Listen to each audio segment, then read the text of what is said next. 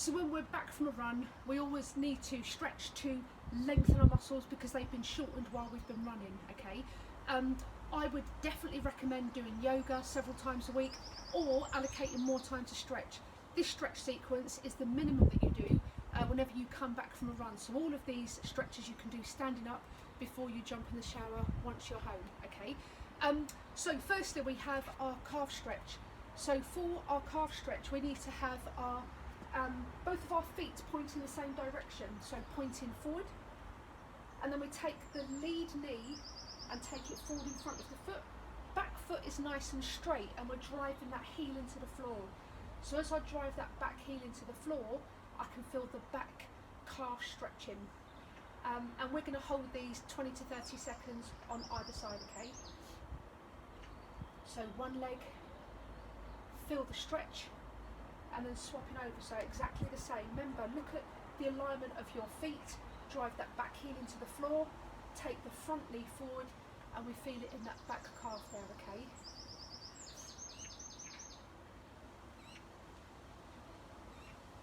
Okay, so once we've done the calves, we need to work our way up. We're going to do the back of the legs, the hamstrings.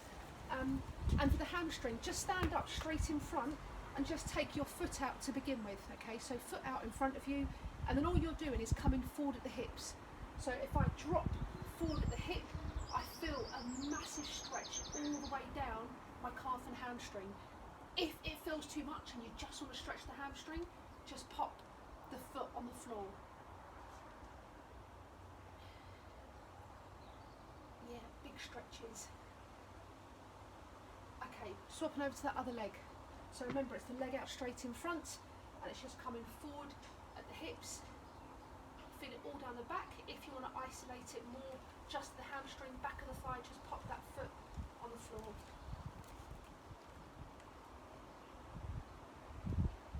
Perfect. Okay, so front of the thigh, one for the balance as well. We need to take our foot up and we want to take the knees together, okay? So once you've got hold of your foot, taking the knees together, and when you're nice and stable, just push, drive forward at the hip flexor. So push out in this area here, and you'll feel a big stretch down the front of your thigh. And then swapping over to the other leg. And again, I'm not holding these for the duration, but you want to hold them for like 20 to 30 seconds, okay? So remember, knees together, pushing forward at the hips, hip flexor, this muscle here, and you'll feel a really big stretch down the front of the thigh. Okay.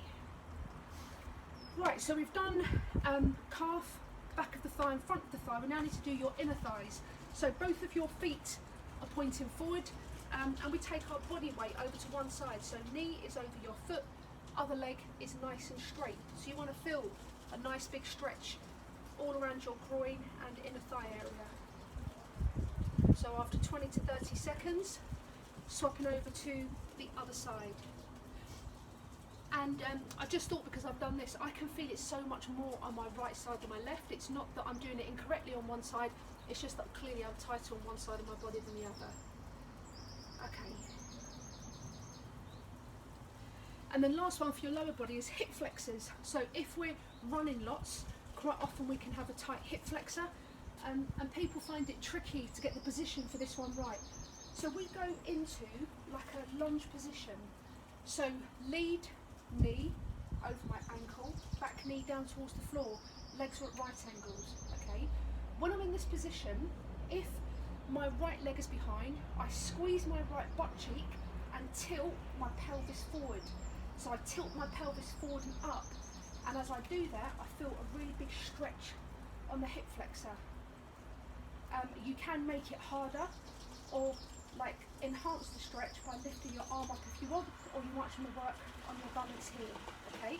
So swapping over to the other side. So leg coming back, down for that lunge, squeezing my left butt cheek this time. As soon as I squeeze that left butt cheek, I can feel my hip flexor working, and then I take my pelvis, tilt it forward and up.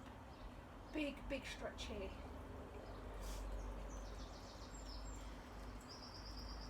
Okay, so lower body for a very quick stretch, that's sufficient. When we run, quite often our shoulders can fall forward.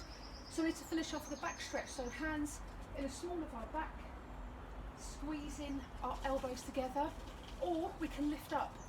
But either way, we want to feel a big stretch across our chest here. And what's more, if you do this kind of stretching, literally spend 5 minutes when you're back from a run, body temperature goes down, it's a way better time to have a shower. Enjoy your running.